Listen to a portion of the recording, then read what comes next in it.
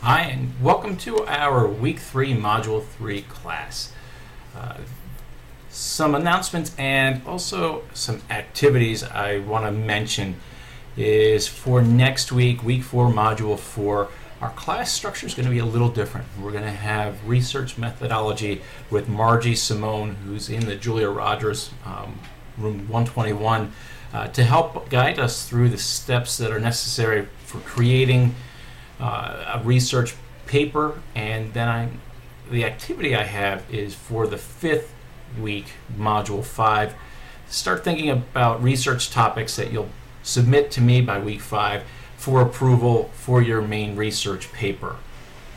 At this class time, you should have your interview assignments completed as they are due now, and also you should have completed the leadership activity, the self-appraisal, the TP self-appraisal.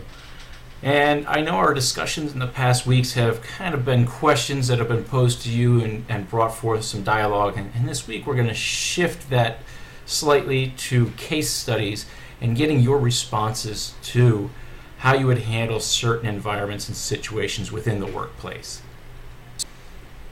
All right, so we're going to get into personnel management for this class, but before that, I'd like to touch base on the TP leadership questionnaire that you submitted. And thinking about where you were on this grid, what were your task and personal orientation scores? And if we look at the different types of leadership styles that are out there, our first one, the autocratic leadership, we have a high task, low relationship, meaning essentially there's a heavy task orientation, the expectation for people to do what they're told without any question or debate.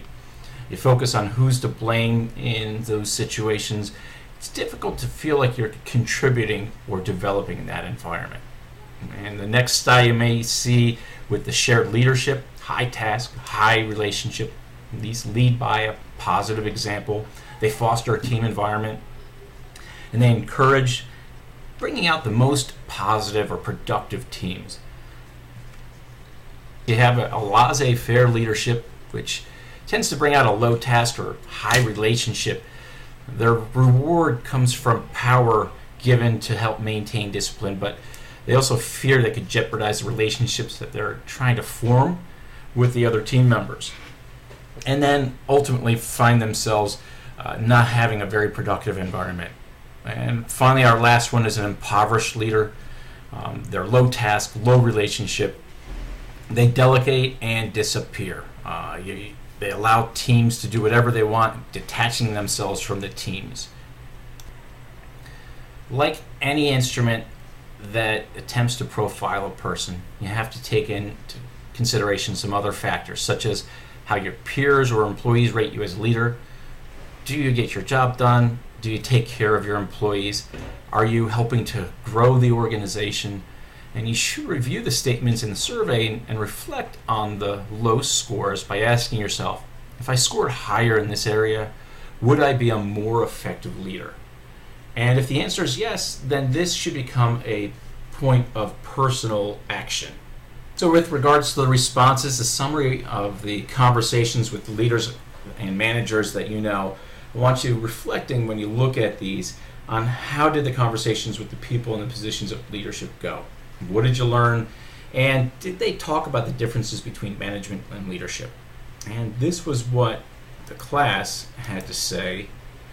And you can see there are some very similar responses as well as very different responses with regards to managers versus leaders, and continuing with the others that came forth. Okay, now we're talking about personnel management. We cannot emphasize enough how important this function is for an athletic director. People make the organization.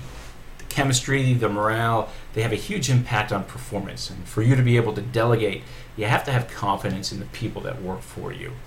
You're only as good as the people that you surround yourself with. If we look at the definition here, we're supporting the accomplishment of the organizational objectives by continually acquiring human resources and then integrating them, developing potential, and then maintaining the workforce. Conservatively, you may find that you spend 50% of your day in one way or another supervising, training, praising, correcting, or recruiting people. So the resources that are in place in an organization, traditionally we looked at personnel administration, or PA. We now call them human resource management, or HR. It's a business-oriented philosophy that is key to an effective organization. It's a business-oriented philosophy that's designed to obtain value from employees. It views employees as an asset or an investment in the workplace, and they want to get the work to release creative talents from their employees. If we look at the traditional paradigm, essentially this is a system that recruits, selects, trains, and rewards to optimize our given workplace. So we'll look at 5 questions for analysis in this paradigm. 1, how many employees do we need and what kinds of skills or abilities should they possess? 2, should we go inside or outside the organization to fill these vacancies? 3, what types of training will new employees need to fit job requirements? 4, how will we evaluate performance of our employees and volunteers? And then 5, how will we reward productive employees in order to retain them in our organization? So, new ways to look at the workplace. In the 1960s, we have the development of the human potential movement. It's the emphasis on empowerment of an individual. With that, we have an increase in focus on values that don't just focus on the employee's performance at work. We think about how do organizations cultivate productive people. Well, in the past, we've seen the assembly line and structures of industrial economy resulting in the dehumanized workplace. Business leaders realized that this was a destructive environment and lacked motivation and productivity. So the shifting paradigm we have is the field of human resources and organizational development grew, focused on improving conditions at work in order to increase both job and life satisfaction. Current practices such as workplace flexibility reflect the theories that emerged, such as childcare in buildings or working from home, etc. When we get to the 1990s, researchers studied what we call human capital. It's the value an individual brings, not just technical skills, but maybe things like passion and teamwork. The idea meant that workplace was investing in the whole people. Analysis redefined what good work means. The search and employment process, you'll need to know if there's something you handle in your department, or does the college handle applications through a universal process, essentially going through HR. Here at Goucher College, we use what's called Interview Exchange. This is a web-based system where documents are stored and multiple employees have access to the applicant materials and provide feedback on application, phone interviews, etc.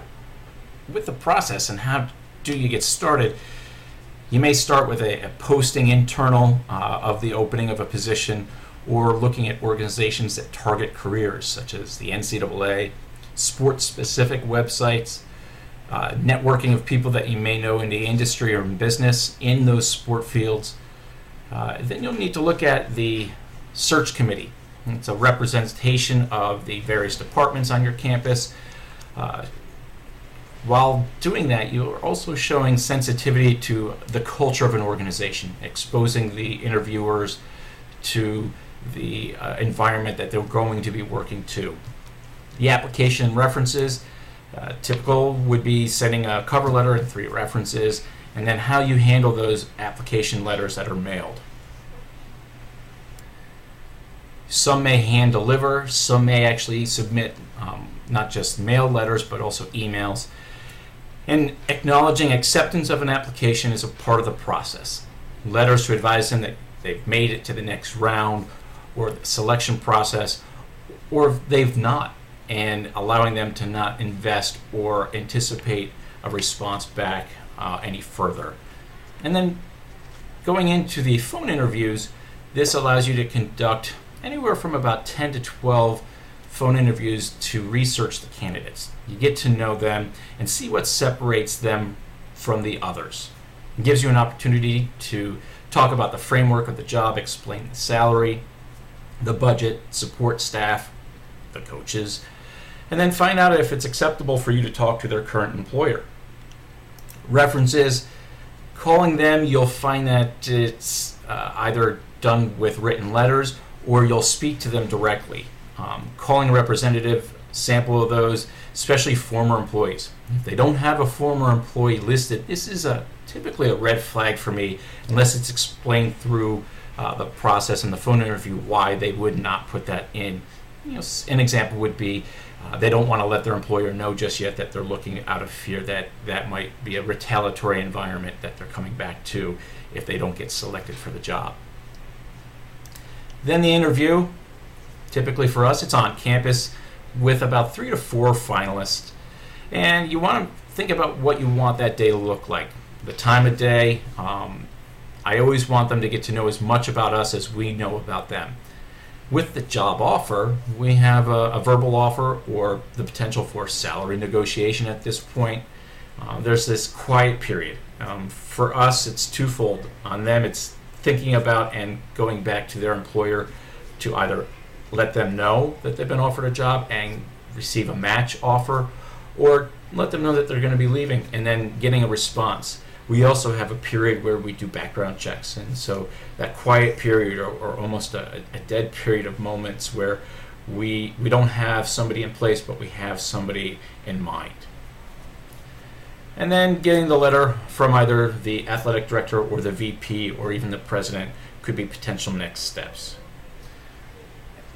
With the next steps, you'll have the employee contract. If you're talking about a high school contract, they'll probably have separate contracts for teaching versus a contract for tenure versus a contract for coaching or an annual appointment. And a college contract, typically they are 1-year appointment letters with smaller schools or multi-year contracts with the bigger programs. And then a base salary. At some of the bigger D1 programs, you may see TV, radio, apparel, other endorsements or incentive bonuses.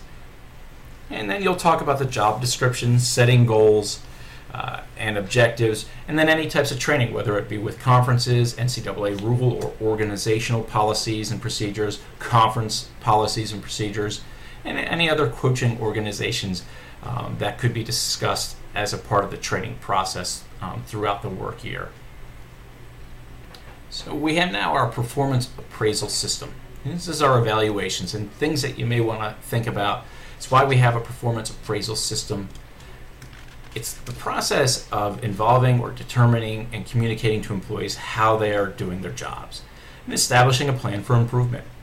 They may look like forms of attitude measurement or open-ended questions, either from other peers or from their athletes. Could be Likert scales, semantic differential scales, or rank order scales. And then think about the goals of the evaluation. It's to help to have the employee adjust behavior and achieve effective job performance. The two most important functions the appraisal supports are motivation and training. So lastly, we're going to look at the kinds of variables that affect accuracy and effectiveness of appraisal. Several factors are not obtaining enough examples of the performance. Maybe there's a low response rate, being affected by general impression of a person's performance, maybe allowing biases if we have open-ended questions which allow for a long response from a person that maybe has an axe to grind, or reliance on memory without saving maybe your reflections of a performance. Low trust. We can look at methods of appraisal. Regular communication and feedback, providing frequent feedback as soon as possible after a performance, giving explicit information about performance behaviors, setting specific goals for employees, and then trying to maintain a collaborative problem-solving environment for them. This will help minimize criticisms and negativity reactions within the workplace. But at some point, you'll come to either somebody leaving the workplace or having to terminate them from their position. Communication sets the table. And doing an exit interview can be key in finding out extremely useful information that will make your organization better. If you're willing to listen and keep it all in perspective, you can learn a lot from those exit interviews. That's it for this class, and thank you for your time.